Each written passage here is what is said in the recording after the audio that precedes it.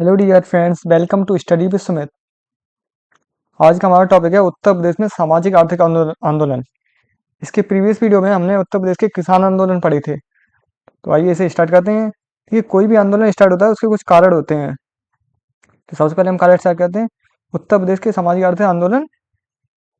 तो आइए, 19वीं सदी में उत्तर प्रदेश में होने वाले प्रमुख धर्म एवं समाज सुधार आंदोलन, इसके कुछ कारण हैं।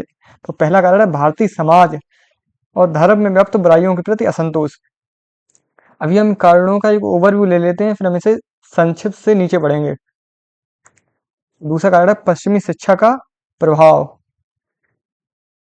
तीसरा कारण है एक बुद्धिजीवी वर्ग का उदय। चौथा कारण है ईसाई मिशनरियों की गतिविधियां। देखिए, ईसाई मिशनरी कुछ गतिविधियां हुई, इसलिए समाज में धर्म सुधार आंदोलन हुए। तो नेक्स्ट टॉपिक है ब्रिटिश शासन द्वारा आर्थिक एवं प्रशासनिक बदलाव। तो ब्रिटिश शासन ने जो अपने फायदे के लिए कुछ आर्थिक और प्रशासनिक बदलाव किए, उससे भी सामाजिक समाज और धर्म में कुछ आंदोलन हुए। और लास्ट कारण है पश्चिमी विद्वान द्वारा प्राचीन भारत के ज्ञान विज्ञान को उजागर करना। तो कुछ पश्चिम के वैज्ञानिक थे, उन्होंने ज्ञान विज्ञान को कुछ उजागर किया अपने। तो आइए से स्टार्ट करते हैं। उत्तर प्रदेश में धर्म समाज सुधार आंदोलन के प्रमुख उद्योग के कारण। अब इन कारणों को हम लोग संक्षिप्त से पढ़ेंगे। तो आइए से स्टार्ट करते हैं। तो परिचय। 19वीं एवं 20वीं सदी में भारत में धर्म एवं समाज के क्षेत्र में सुधार लाने हेतु एक बौद्धिक जागरण हुआ। तो क्या हुआ, 19वीं एवं 20वीं सदी में भारत में धर्म एवं समाज के क्षेत्र में सुधार लाने के लिए एक बौद्धिक जागरण शुरू हुआ, जिसे धर्म और समाज सुधार आंदोलन कहा जाता है। इसने भारतीय समाज के आधुनिकीकरण में महत्वपूर्ण भूमिका निभाई। तो आइए से शुरू करें। तो पहला कारण, भारतीय समाज एवं धर्म में व्याप्त बुराइयों के प्रति असंतोष। तो भारतीय समाज में कुछ बुराइयां थीं, उनके प्रति लोगों में असंतोष। तो आइए उसे पढ़ते हैं। भारतीय समाज और धर्म में कई प्रकार की कुरीतियां मौजूद थीं, जिन्हें बिना दूर किए हुए भारत की प्रगति नहीं हो सकती थी। तो भारतीय समाज में कुछ बुराइयां थी, जिन्हें हम दूर नहीं करते तो उसके बिना हमारी प्रगति नहीं होती। तो आइए देखते हैं वो बुराइयां क्या थी। जैसे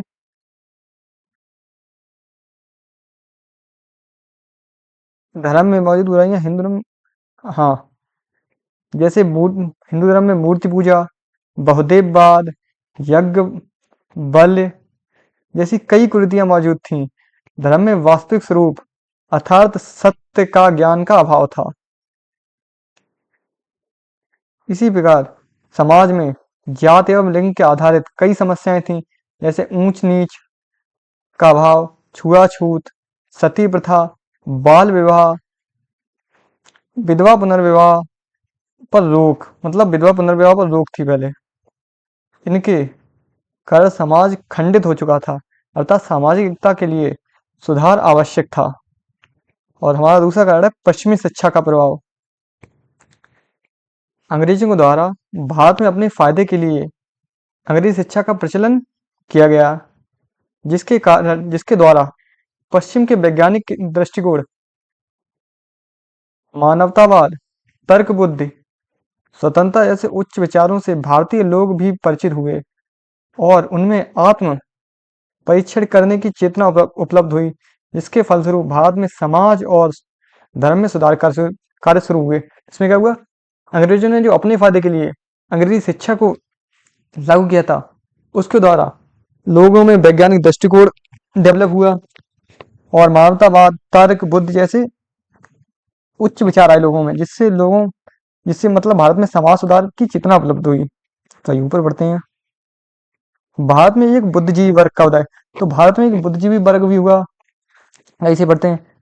पश्चिमी शिक्षा से भारतीय समाज में एक प्रगतिशील बुद्धिजीवी वर्ग का उदय हुआ, जिसमें भारत में समाज और धर्म सुधार के कार्य को नेतृत्व प्रदान किया, जैसे राजा राम मोहन राय, स्वामी दयानंद, सर सैयद अहमद खां।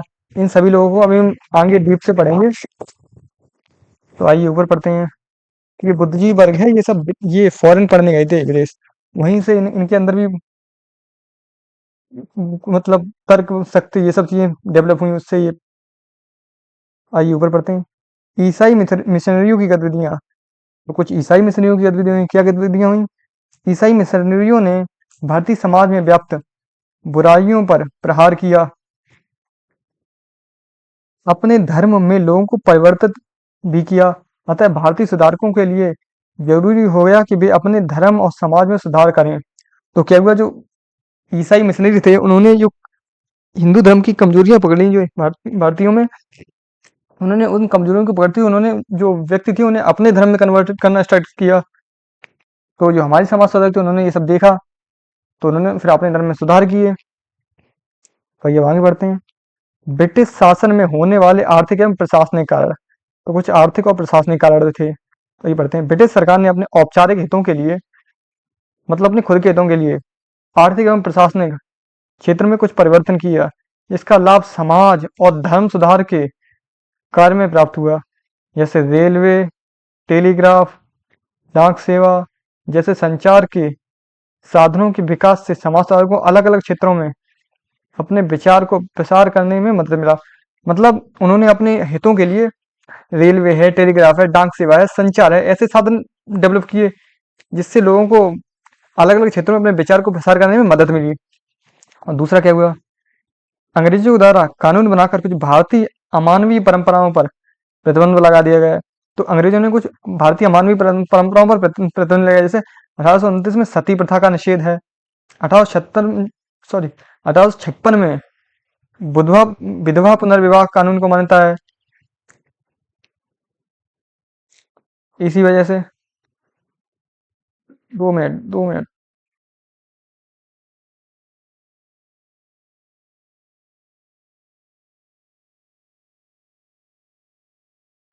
ये पश्चिमी विद्वानों के द्वारा प्राचीन भारत के उच्च ज्ञान विज्ञान को उजागर करना।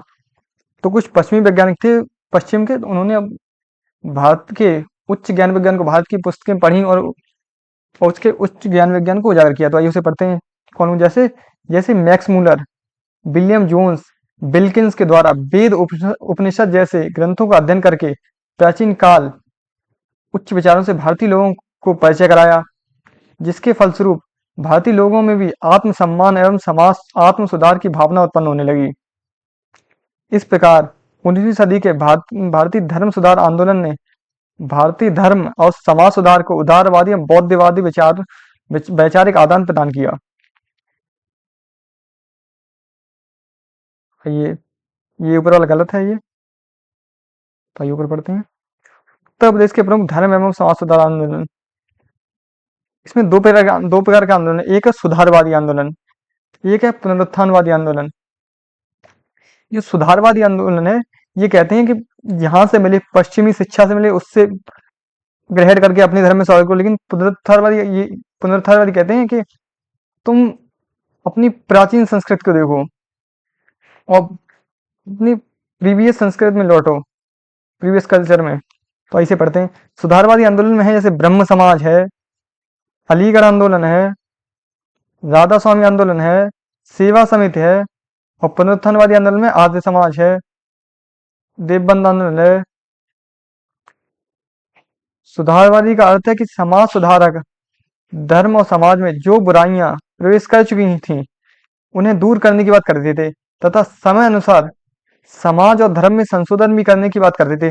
मतलब समय के अनुसार अपने समाज और धर्म में संशोधन करना आवश्यक है।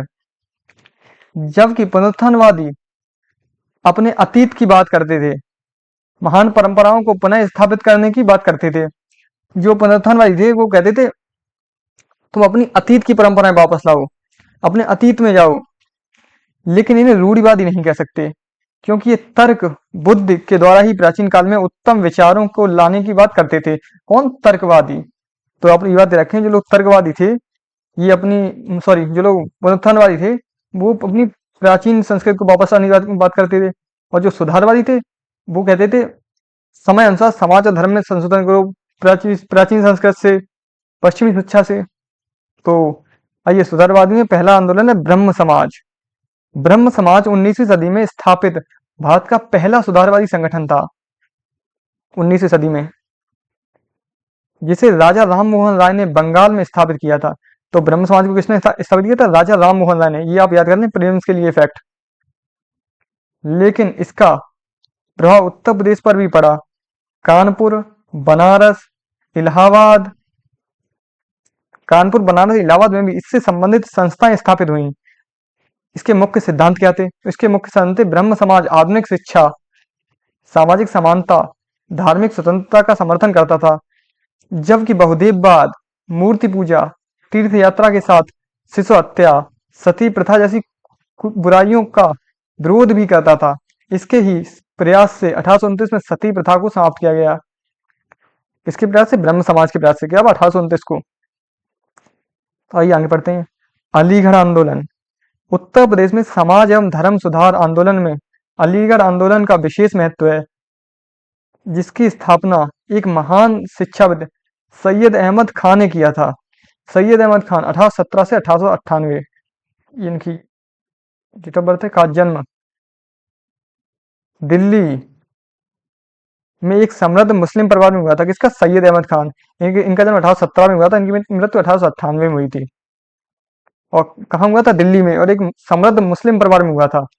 वे आधुनिक अंग्रेजी शिक्षा प्राप्त की। उन्होंने उन्होंने आधुनिक अंग्रेजी शिक्षा की और ब्रिटिश कंपनी की प्रशासनिक सेवा में भी योगदान दिया। जैसे 1857 के विद्रोह के समय भी बिजनौर में एक सदर अमीन के पद पर तैनात थे। कौन? सर सैयद अहमद खां। आइए इनके योगदान पढ़ते हैं। इनके योगदान है शिक्षा।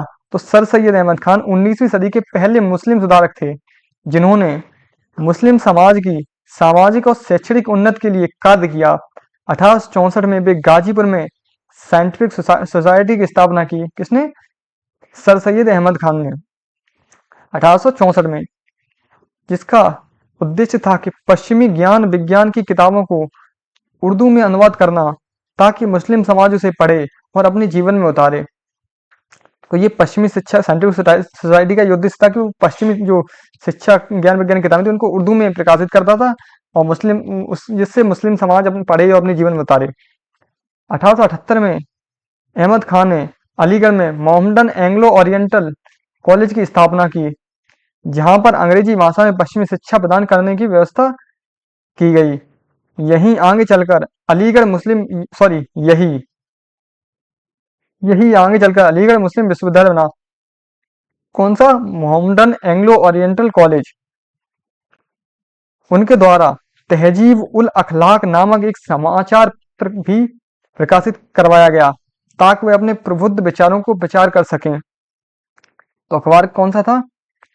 तहजीब उल अखलाक। ये आप लोग याद रखेंगे। तहजीब उल अखलाक, इसे मैंने हाईलाइट कर दिया, आप लोग इसे याद रखें। तो आइए आप आगे बढ़ते हैं। समाज और धर्म में सुधार। सैयद अहमद खान एक बुद्धिजीवी आधुनिक विचारक थे, अतः उनके द्वारा मुस्लिम समाज में प्रचलित अप्रगतिशील परंपराओं पर प्रहार किया गया, जैसे पर्दा प्रथा और भी मध्यकालीन परंपराएं।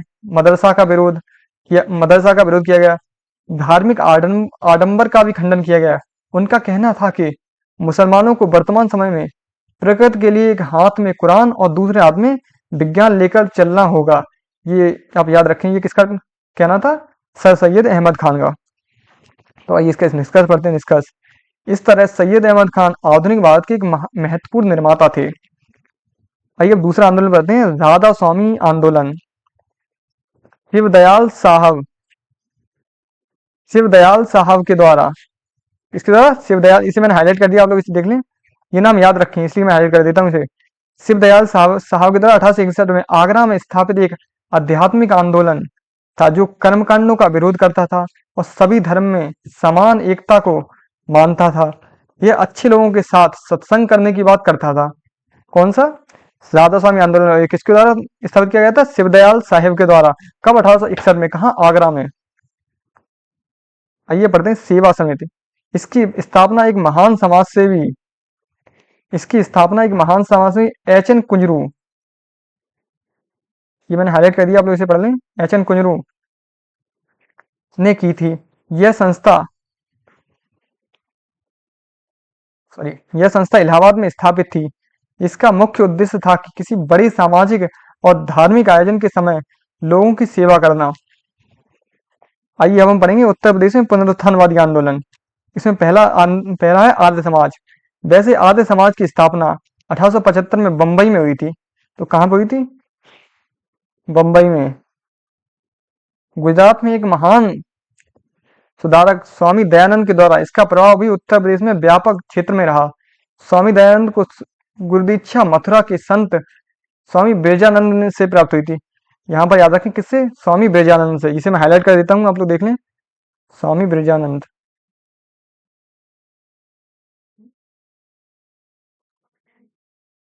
तो आइए ऊपर पढ़ते हैं हम। आर्य समाज का मूल सिद्धांत। आर्य समाज नवीन भारत के निर्माण के लिए भारतीय संस्कृत से ही शिक्षा लेने की बात करता है।